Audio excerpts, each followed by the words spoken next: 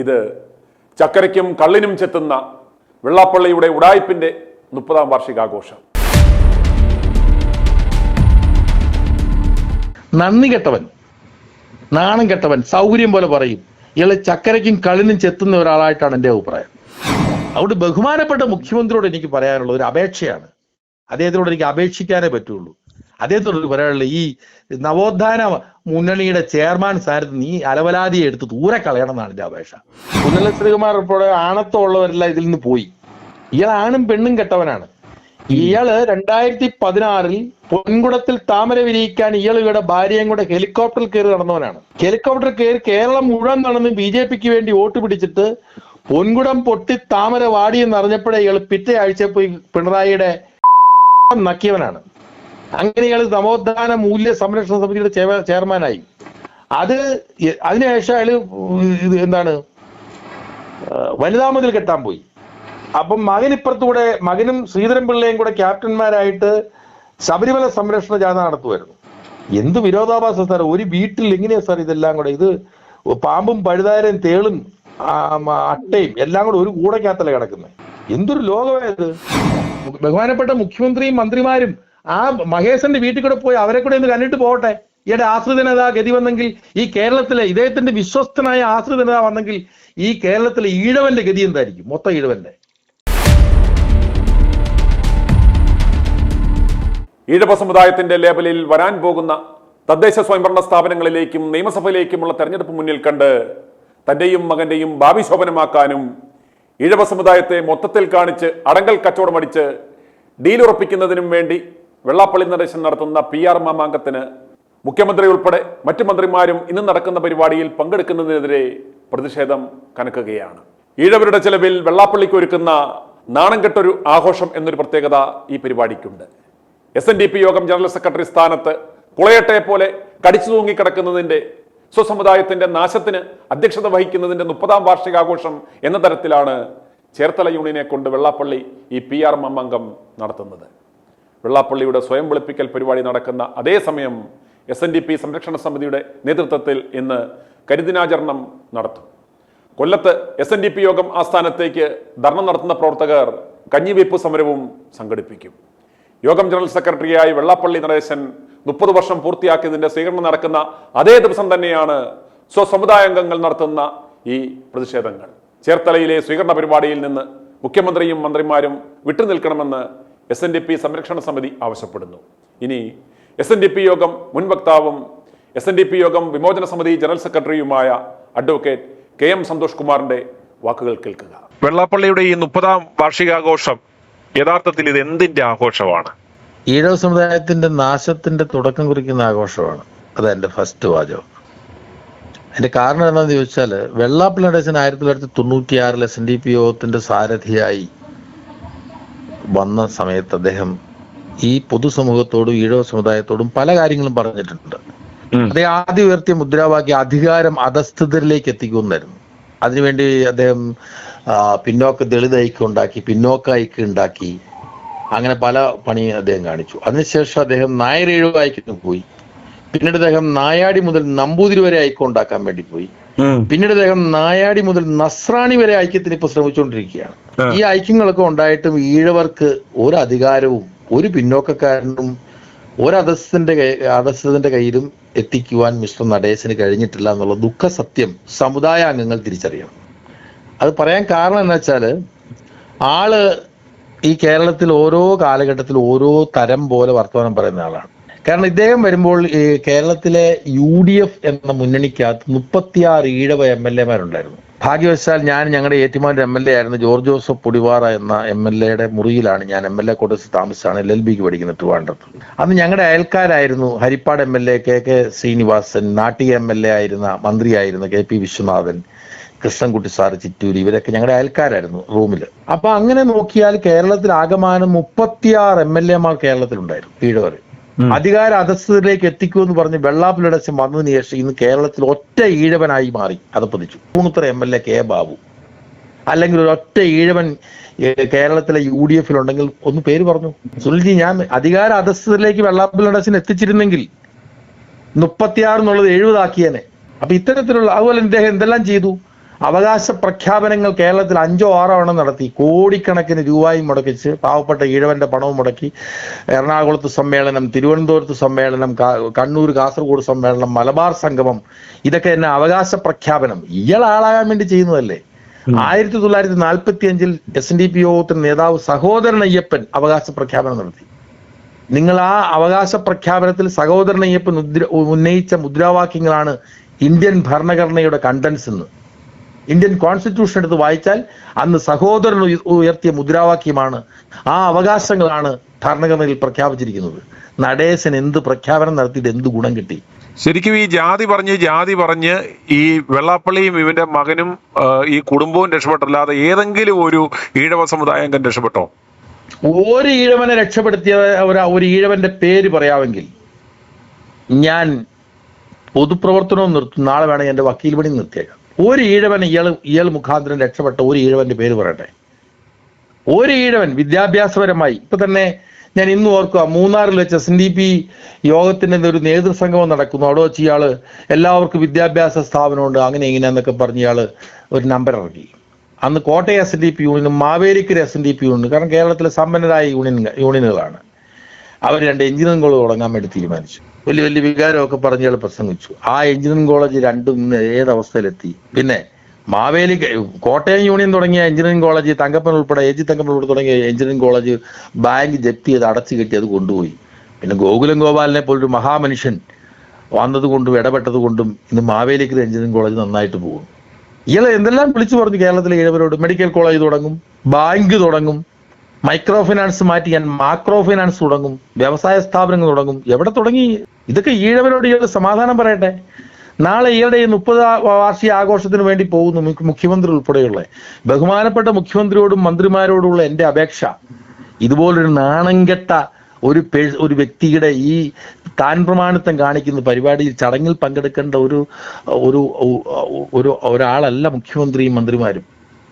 തെറ്റാണതൊക്കെ. ഇതിനു മുമ്പ് കുമാരനാശാൻ മുതലുള്ള ഈഴവ സമുദായത്തിന്റെ അല്ലെങ്കിൽ SNDP യോഗത്തിന്റെ നേതാക്കന്മാരെ പഠിച്ച് Kumaran Asan, doctor Palpu, TK Madhavan, Sahodaran Ayyappan, R Shankar, C Kesavan, MK Raghavan, doctor Rahulan, KK Viswanathan, advocate Gopinathan, ഇവരാരെങ്കിലും അവരുടെ ഷഷ്ടിപൂർത്തി SNDP യോഗത്തിന് ചെലവ് നടത്തിയിട്ടുണ്ടോ? സപ്തതി നടത്തിയിട്ടുണ്ടോ? 80ാം പിറന്നാൾ നടത്തിയിട്ടുണ്ടോ? കുമാരനാശൻ നടത്തിയിട്ടുണ്ടോ? മഹാഗുരു 1903 മുതൽ 28 വരെ SNDP യോഗത്തിന്റെ പ്രസിഡന്റ് അല്ലായിരുന്നോ? ഗുരു ഏതെങ്കിലും ആഘോഷം നടത്തിയിട്ടുണ്ടോ? ഞാൻ 25 വർഷം തികച്ചു അല്ലെ 20 വർഷം തികച്ചു എന്ന് പറഞ്ഞുകൊണ്ട്. ഈയുടെ ഷഷ്ടിപൂർത്തി SNDP യോഗത്തിലെ പാവപ്പെട്ട ഈഴവന്റെ ചെലവിൽ നടത്തിയയാള്. ഈയുടെ സപ്തതിയുടെ പേരിൽ സപ്തതി സ്മാരക മന്ദിരങ്ങൾ പണിയിച്ചു കേരളത്തിൽ.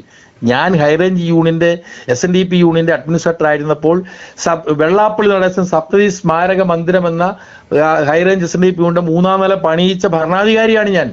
ഇത് ഇയാൾ ഇങ്ങോട്ട് നിർദ്ദേശം പറയുകയാണ്, ഇങ്ങനെ ചെയ്യണം. വെള്ളാപ്പള്ളി നടേശൻ ഷഷ്ടിപൂർത്തി സ്മാരക ഹയർ സെക്കൻഡറി സ്കൂൾ കാണിച്ചുകുളങ്ങളിൽ നടക്കുന്നതാണ്. നാണമില്ലേക്ക് ഗുരുവിന്റെ പേരിലല്ലേ നടത്തേണ്ടത്? ഇത് വരാൻ പോകുന്ന തദ്ദേശ സ്വയംഭരണ സ്ഥാപനങ്ങളിലേക്കുള്ള നിയമസഭാ തെരഞ്ഞെടുപ്പ് മുന്നിൽ കണ്ടുകൊണ്ട് ഇദ്ദേഹത്തിന്റെ ഒരു റീബ്രാൻഡിങ്, ഒരു റീപൊസിഷനിങ് ക്യാമ്പയിൻ അല്ലേ യഥാർത്ഥത്തിൽ ഇങ്ങനെ ഒരാൾ ഇവിടെ ഉണ്ട് എന്ന് മനസ്സിലാക്കിക്കുവാൻ വേണ്ടിയുള്ള ഇയാളുടെ ഒരു PR ഗിമ്മിക്ക് അല്ലേ ഈ നടക്കാൻ പോകുന്നത്? സാർ, ഇതൊരു ബുദ്ധിപരമായി നീക്കുവാണ്. ഇയാൾ 2015 സമത്വ മുന്നേറ്റ യാത്ര നടത്തി. അക്കിരമൻ കാളിദാസ പടതിരിപ്പാടിനെ പോലുള്ള സാത്വികന്മാരെ ഉൾപ്പെടെ കൂട്ടിച്ചേർത്തുകൊണ്ട് നായാടി മുതൽ നമ്പൂതിരി വരെ സംഘടിക്കണം എന്നൊക്കെ പറഞ്ഞു. അതിനു മുന്നേ, ഈ സമത്വ മുന്നേറ്റ യാത്രയ്ക്ക് മുന്നം കേരളത്തിലുള്ള കാസർഗോഡ് മുതൽ പാറശാല വരെയുള്ള എല്ലാ SNDP യൂണിയനുകളിലും വലിയ വിപുലമായ പ്രവർത്തക സമ്മേളനങ്ങൾ വിളിച്ചു. അപ്പൊ അവിടെയെല്ലാം ഇയാൾ ഉദ്ദേശിക്കുന്ന എന്താണ്? ഇയാളുടെ മകനെയും ഇയാളും രാഷ്ട്രീയാധികാരം പിടിക്കാൻ വേണ്ടിയിട്ടാണ്. അപ്പൊ RSSന്റെ ആളുകൾ ഈ എല്ലാ മീറ്റിങ്ങുകളിലും വന്ന് രഹസ്യമായി കാണുകയാണ്. അപ്പൊ ഇയാളിത് പാവപ്പെട്ട ഈഴവരോട് എന്താ പറയുന്നത്? നമ്മുടെ ശക്തി മീറ്റിംഗ് നടത്താൻ, ശക്തി കാണിക്കാൻ വേണ്ടിയിട്ട്. പക്ഷെ ഇത് RSSന് കച്ചവടം ചെയ്യാണ്. അല്ലെങ്കിൽ ഇത് BJPയുടെ അല്ലെങ്കിൽ അവരുമായിട്ട് ടൈപ്പായിട്ട് ഈ മീറ്റിങ്ങുകളിൽ, ആ മീറ്റിങ്ങുകളിൽ എല്ലാ യൂണിയനുകളിലും പ്രസംഗിച്ച് നടന്ന ആളാണ് ഞാൻ. We will control the state, we will rule the state എന്ന് ഞാൻ പ്രസംഗിച്ചിട്ടുണ്ട്. ഇതിന് ശേഷമാണ് അപ്പൊ ഇയാളുടെ ഈ തലയെണ്ണി കാണിച്ച് ഇയാൾ കച്ചവടം ചെയ്തു. അന്നാണ് തൊഗാഡിയയെ കൊണ്ടുവന്നിട്ട് ഇയാളുടെ വീട്ടിൽ കൊണ്ടുവന്നിട്ട് കട്ടപ്പന പോയിട്ട് ഇയാൾ മെഡിക്കൽ കോളേജ് തുടങ്ങുമെന്ന് പറഞ്ഞ് പ്രഖ്യാപനം നടത്തി. ഇതൊക്കെ ഈ നിങ്ങളുടെയൊക്കെ ചാനലുകളിലോ അല്ലെങ്കിൽ ഈ ചാനലുകളിലൊക്കെ ഒന്ന് വാർത്തകളില്ലേ സാർ, പത്രങ്ങളിലൊക്കെ വന്നതല്ലേ? ഇയാൾക്ക് മെഡിക്കൽ കോളേജിൽ പോയിട്ട് ഒരു ഒരു ഒരു ഒരു ഒരു ഹെൽത്ത് സെന്റർ തുടങ്ങാൻ ഇയാൾക്കൊണ്ട് സാധിച്ചിട്ടുണ്ടോ?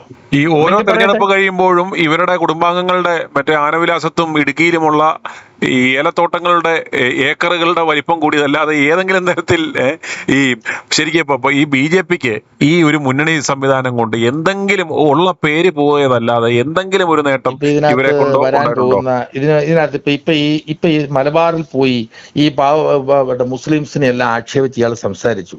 ഇയാൾ എന്തിനാ മറ്റ് പലമതസാരവും ഏകമെന്ന് അരുളിയ മഹാഗുരുവിന്റെ പ്രസ്ഥാനത്തിൽ ഇരുന്നിട്ട് ഇയാൾ എന്തിനാ മുസ്ലിംസിനെ ആക്ഷേപിക്കുന്നത്? ഇയാള് ആദ്യം രാമനും ലക്ഷ്മണനും കളിച്ചു. നായർ ഈഴവായിക്കം നാരായണപ്പണിക്കർ സാർ ചേട്ടൻ രാമൻ, ഞാൻ ലക്ഷ്മണനാന്നും പറഞ്ഞ് ഇയാള് കേരളത്തിൽ കൂടെ കുറച്ചാൾ നടന്നു. അത് കഴിഞ്ഞ് നായരെ പൂരത്തെറി. ഇയാൾ ഓരോ തരം പോലെ ഇയാൾ ഓരോന്ന് പറഞ്ഞു നടക്കും. ഇത് ഇയാളുടെ ഒരു ക്യാരക്ടറാണ്. ഇപ്പൊ ഈ മുസ്ലിംസിനെ അറ്റാക്ക് ചെയ്തതിന്റെ ഉദ്ദേശം ഇതൊരു വലിയ പൊളിറ്റിക്കൽ അജണ്ടയാണ് ഇതിനകത്ത്. അത് നിസ്സാരമല്ല. ഇയാള് അടുത്ത കച്ചവടത്തിനുള്ള ഇപ്പം മകനെ എങ്ങനെയാലും മന്ത്രിയാക്കാമോ? ഇപ്പൊ രാജീവ് ചന്ദ്രശേഖർ ഇദ്ദേഹത്തിന്റെ വീട്ടിൽ ചെന്ന് പത്രസമ്മേളനം നടത്തി. ഇടതുവശത്ത് തുഷാറും വലതുവശത്ത് അന്തയും ഇരുന്നു. അതിന് കഴിഞ്ഞ ആഴ്ചയിൽ ഇയാൾ എന്താണ് PC ജോർജിനെ ചീത്ത വിളിച്ചു. PC ജോർജിന് ഒന്നിനും കൊള്ളാത്തവരാണ്, അയാളെക്കുറിച്ച് വളരെ ആക്ഷേപിച്ച് ഇയാൾ സംസാരിച്ചു. ഇയാൾ മന്ത്രി ഗണേഷിനെ കുറിച്ച് ആക്ഷേപിച്ച് സംസാരിച്ചു. തിരുവഞ്ചൂർ രാധാകൃഷ്ണൻ കേരളത്തിന്റെ റവന്യൂ മന്ത്രി ആയിരുന്നപ്പോൾ 25 ഏക്കർ ഭൂമി സൗജന്യമായിട്ട് സർക്കാരിൽ നിന്ന് പതിച്ചു തന്നയാളാ തിരുവഞ്ചൂർ രാധാകൃഷ്ണൻ. ആ മനുഷ്യനെ കുറിച്ച് ഇയാൾ പറഞ്ഞത് എന്താണ്? അയാളുടെ പുറത്ത് കാണുന്ന കറുപ്പായുടെ ഉള്ളിലും കറുപ്പാണെന്ന് അയാൾ പറഞ്ഞത്. നന്ദി കെട്ടവൻ, നാണം കെട്ടവൻ, സൗകര്യം പോലെ പറയും. ഇയാള് ചക്കരയ്ക്കും കളിനും ചെത്തുന്ന ഒരാളായിട്ടാണ് എൻ്റെ അഭിപ്രായം. ഇപ്പൊ തന്നെ മെഡിക്കൽ കോളേജ് തുടങ്ങുമെന്ന് വീരവാദം അടിച്ച വെള്ളാപ്പിളഡേഴ്സിന് ശങ്കർ സാർ തുടങ്ങിയ ശങ്കേഴ്സ് ആശുപത്രി അത് പോലും നിലനിർത്താൻ ഇയാൾക്ക് സാധിച്ചിട്ടുണ്ടോ? അതിന്ന് വളരെ പരിതാപകരമാണ്. പുനലൂരും അവിടെ ഇവിടെയൊക്കെ ഉണ്ടായിരുന്ന മുഴുവൻ ആശുപത്രികളിൽ നിന്നുപോയി. ഞാൻ ഉൾപ്പെടെയുള്ള ആളുകളെ കൊണ്ട് ഇയാള് ഒരുപാട് സ്വാശ്രയ കോളേജുകൾ തുടങ്ങിപ്പിച്ചു. പാലായിലും കടുത്തുരുത്തിയിലും തൊടുപുഴയിലും മൂവാറ്റുപുഴയിലും കോതമംഗലത്തും കുട്ടനാട്ടിലും തിരുവല്ലായിലും കോട്ടയത്തും ചങ്ങനാശ്ശേരിയിലും അങ്ങനെ പലയിടത്തും, തിരുവല്ല, റാന്നി, ഇന്ന് ഒറ്റ എണ്ണയിലെല്ലാം പൂട്ടിപ്പോയി. ഇയാൾ എവിടെയെങ്കിലും മലപ്പുറത്ത് പള്ളിക്കൂട ഇല്ലെന്ന് പറഞ്ഞ് ഇയാൾ 10 സെന്റ് ഭൂമി മേടിച്ചിട്ട് വേണ്ടേ കോളേജ് വേണമെന്ന് പറയാനായിട്ട്? അല്ലെ ഞങ്ങൾക്ക് വിദ്യാഭ്യാസ സ്ഥാപനം ഉണ്ടാകണമെന്ന് പറയണമെങ്കിൽ ഇയാൾ 10 സെന്റ് ഭൂമി മേടിച്ചിട്ടുണ്ടോ? 30 വർഷം കൊണ്ട് SNDP യോഗത്തിന്റെ പേരിൽ 10 സെന്റ് ഭൂമി വെള്ളാപ്പള്ളി നടേശൻ മേടിച്ചു എന്ന് തെളിയിച്ചാൽ ഞാൻ അദ്ദേഹത്തിന്റെ കാല വീണ് മാപ്പ് പറയും. ശങ്കർ സാർ ഉണ്ടാക്കിയിട്ട് സ്ഥലത്ത് അയാൾ കളിക്കുന്നത് മുഴുവൻ. ശങ്കർ സാർ ഉണ്ടാക്കിയ വിദ്യാഭ്യാസ സ്ഥാപനം വിറ്റാണ് ഇയാൾ ജീവിക്കുന്നത്. ഇയാളെ കൊണ്ട് പറ്റിയിട്ടുണ്ടോ? 10 സെന്റ് ഭൂമി 30 വർഷം കൊണ്ട് ഇയാൾ SNDP യോഗത്തിന്റെ പേരിൽ വിലയ്ക്ക് വാങ്ങി എന്ന് തെളിയിക്കാൻ പറ്റുമെങ്കിൽ അയാൾ പറയട്ടെ. എന്നിട്ട് ഇയാൾ മലപ്പുറത്ത് പോയി പ്രസംഗിക്കുക ഞങ്ങൾക്ക് വിദ്യാഭ്യാസ സ്ഥാപനം എന്ന്. വിദ്യാഭ്യാസ സ്ഥാപനം കിട്ടണമെങ്കിൽ, ഒരു കോളേജ് കിട്ടണമെങ്കിൽ 5 ഏക്കർ ഭൂമി സ്വന്തമായിട്ട് വേണം. അത് കഴിഞ്ഞാൽ യൂണിവേഴ്സിറ്റിയിൽ അപേക്ഷ കൊടുക്കണം, ഗവൺമെന്റിൽ അപേക്ഷ കൊടുക്കണം. വെള്ളാപ്പള്ളിയുടെ ഏതെങ്കിലും അപേക്ഷ കൊടുത്തിട്ടുണ്ടോ? പിന്നെ നിങ്ങൾ ഇതൊക്കെ പ്രസംഗിച്ച് നടക്കുന്നത്? ഇതൊക്കെ ആളുകളെ പറ്റിക്കാൻ വേണ്ടി ഇന്നും അയാൾ പഴയ കാര്യം പറഞ്ഞ് നടക്കുകയാണ്. ഇയാളെ കേരളത്തിൽ നിന്ന് അടിച്ചോടിക്കേണ്ട സമയം കഴിഞ്ഞു. സമുദായത്തിലെ തന്നെ മറ്റു പല പ്രബലരായ പല ആളുകളും എല്ലാം ശ്രമിച്ചിട്ടും എന്തുകൊണ്ട് സാധിക്കുന്നില്ല? എന്തുകൊണ്ട് ജനങ്ങൾക്ക് അല്ലെങ്കിൽ ഈ സമുദായ അംഗങ്ങൾക്ക് ഇയാളെ നിലയ്ക്ക് നിർത്താനായിട്ട് ഇപ്പോഴും സാധിക്കുന്നില്ല? സാർ, ഇതിന്റെ ഇന്റേണൽ മെക്കാനിസം അങ്ങനെയാണ്. SNDP യോഗത്തിന്റെ ബയലോയിൽ അങ്ങനെ എഴുതി വെച്ചിരിക്കുകയാണ്. ഇപ്പൊ തന്നെ 5-6 കൊല്ലം കഴിഞ്ഞ് ഇയാളുടെ കാലാവധി കഴിഞ്ഞിട്ട് ഇയാൾക്കൊരു ചുക്കും ചെയ്യാൻ പറ്റാത്തതിന്റെ കാരണം വെച്ചാൽ SNDP യോഗത്തിന്റെ ബയലോയിൽ പറയുന്നത് ഇതിന്റെ അന്തിമ വാക്ക് SNDP യോഗം ജനറൽ സെക്രട്ടറിയാന്ന് എഴുതി വെച്ചിരിക്കുക. അയാൾ പറയുന്നതാണ് ഇതിനകത്ത്. ഞാൻ അയാളെ വിമർശിച്ചാൽ അയാൾ എന്നെ പുറത്തു കാക്കും. അയാളോട് കണക്ക് ചോദിച്ചാൽ അയാൾ കണക്ക് ചോദിക്കുന്നതിന് പുറത്തു കളയും. കാരണം അയാളുടെ കയ്യിലാണ് അവസാന വാക്ക്. അങ്ങനെ ഒരു ബയലോ ഇതിനകത്ത് ഉണ്ടായി വെച്ചിരിക്കുകയാണ്. പിന്നെ നമുക്ക് എന്ത് ചെയ്യാൻ പറ്റും? ഇയാൾ എന്തെല്ലാം പറഞ്ഞിട്ടുണ്ടായി? ഒന്നായാൽ നന്നാകും, നന്നാകണമെങ്കിൽ ഒന്നാകണം. ഇയാൾ ആരെങ്കിലും ഒന്നാക്കിയിട്ടുണ്ടോ?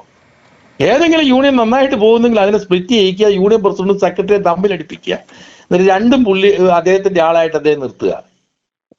എവിടെ ഒന്നാക്കാൻ ശ്രമിച്ചു ഇയാള്? ഇപ്പൊ തന്നെ കോട്ടയം SNDP യൂണിയൻ കേരളത്തിൽ ഏറ്റവും പ്രബലമായ യൂണിയനാണ്. 106 ശാഖകളുമായിട്ടുള്ള യൂണിയനാണ്. എഞ്ചിനീയറിംഗ് കോളേജും ആർട്സ് ആൻഡ് സയൻസ് കോളേജും അൺഎയ്ഡഡ് കോളേജും അതും ഇതും എല്ലാം ഉള്ളൊരു സ്ഥാപനമാണ്. അതായത് തന്ത്രപരമായിട്ട് അതിന്റെ കൗൺസിലേഴ്സിനെ വിളിച്ച് വീട്ടിൽ അവിടെ വരുത്തിയിട്ട് അവരെ കൊണ്ട് രാജി എഴുതി മേടിച്ചിട്ട് ഭരണം ഇട്ടു. SNDP യോഗത്തിന് ജനറൽ സെക്രട്ടറി കോട്ടയം SNDP യൂണിയന്റെ അഡ്മിനിസ്ട്രേറ്റീവ് കമ്മിറ്റി അംഗമായിട്ടിരിക്കുക. നാണമല്ലേ ഇയാൾക്ക്? ഒരു യൂണിയന്റെ അഡ്മിനിസ്ട്രേറ്റീവ് കമ്മിറ്റി അംഗമായി SNDP യോഗത്തിന് ജനറൽ സെക്രട്ടറി ഇരിക്കുക എന്ന് പറഞ്ഞാൽ അധപ്പതനമല്ലേ? മകൻ ചെയർമാൻ, പിന്നെ ഈയുടെ കുറെ വാണങ്ങൾ തൊടുപുഴ ചേർത്തലേന്നും ഒക്കെ വെറും അലവലാതി വാണങ്ങൾ ഒക്കെ ഇതിന്റെ ഭാരവാഹിയാക്കി വെച്ചിരിക്കുകയാണ്. ഇതല്ലേ കേരളത്തിൽ നടക്കുന്ന മുഴുവൻ സാർ.